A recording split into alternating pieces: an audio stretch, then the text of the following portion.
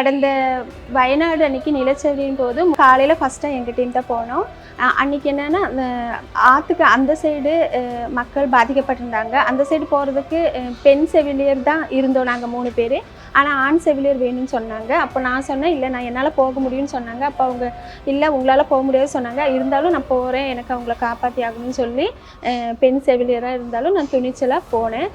அங்கே போயிட்டு நான் என்னால் முடிஞ்ச அளவுக்கு மக்களுக்கு முதலுதவி செஞ்சேன்.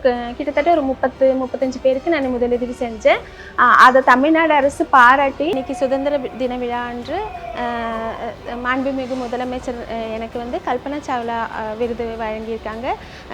இது நான் எதிர்பார்க்கவே இல்லை. எனக்கு ரொம்ப சந்தோஷமாக இருக்குது. நான் ரொம்ப பெருமையாகவும் இருக்குது. நம்ம வந்து அங்கே வந்து மனித நேயம் தான் முக்கியமாக. மனித நேயத்தை பார்த்துட்டு தான் நான் போனேன். அதே மாதிரி எல்லோரும் மனித நேயம் மட்டும் பார்த்துட்டு நம்மளால் முடிஞ்ச உதவி எல்லாருக்கும் செய்யணும்னு நான் கேட்டுக்கிறேன்.